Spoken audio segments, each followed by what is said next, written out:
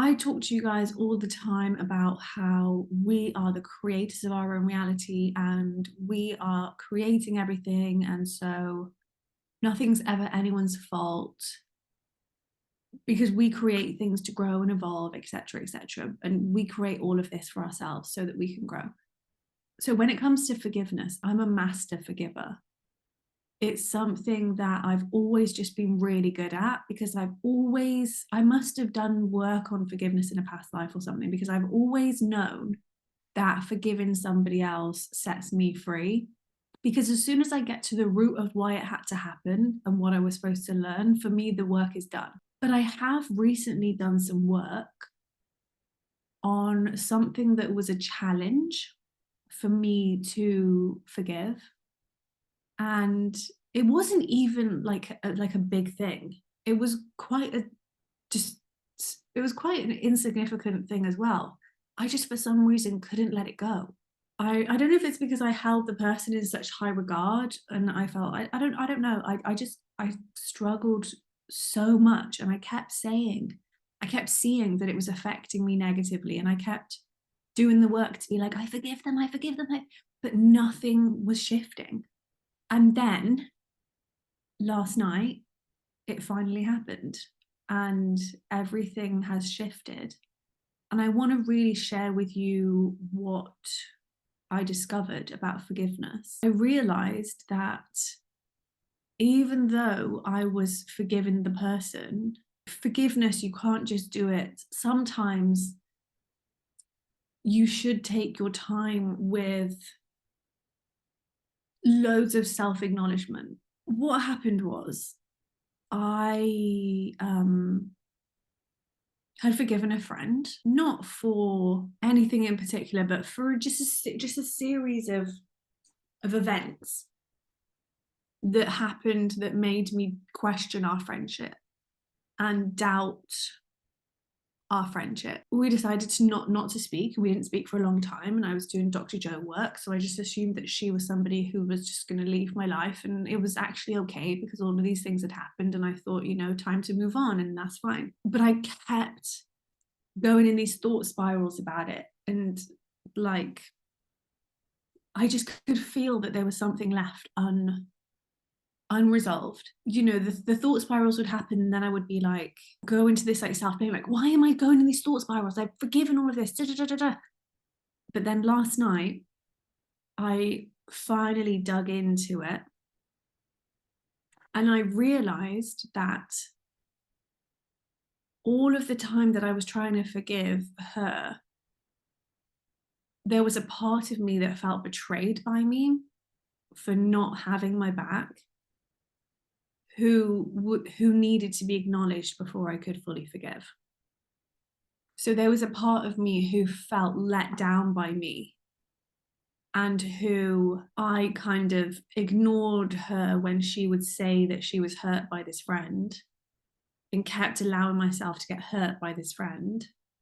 And when I instantly just tried to forgive, even though I didn't let this friend back in, every time I was trying to forgive, I was basically saying to this part of me again, I'm going to ignore you.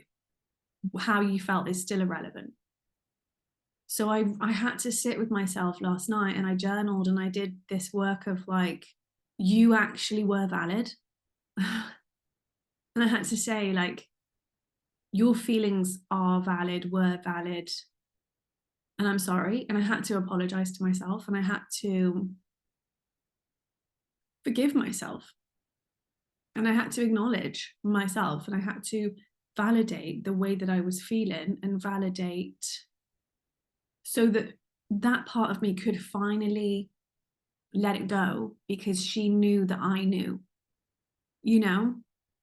It's like that full circle moment of, don't pretend that everything is okay and okay and okay and okay and okay, and we just forgive. And then we never actually acknowledge that something actually did hurt our feelings. So to forgive, it kind of made me realize that to forgive, like, you can be an amazing forgiver, but you have to acknowledge why you're forgiving in the first place. You have to be like, I'm gonna forgive But why do I need to forgive here? I need to forgive because you hurt me. You hurt a part of me. And I ignored that as well. So I hurt me too. So, and then that really is taking full circle accountability of like, you hurt me, I accepted it, and then I kept going back, and then I lost trust with myself. So I need to really let me know, kind of like when you're in a relationship and the other person hurts you, you want them to really know how much you were hurt, so they know the impact that it's had on you. It's the same thing. It's like you want that with yourself. You want you to know so that you can fully let it go and trust that they're not going to do it again. And we need to do that with ourselves when we want to forgive. We need to listen to the part of us that was hurt, and then they can let it go, then they can forgive, then they can put it down, then they can stop you thinking and thinking and thinking and thinking and thinking about it. And when I did this work last night, I journaled about it last night, and I really felt the letting go. I felt that part of me be like, okay, I'll let it go. I can let it go. Now I see that you see me, and I see that we've completed this circuit. And, you know, even though she just gave us all of this stuff so that we learned this, now the learning is complete.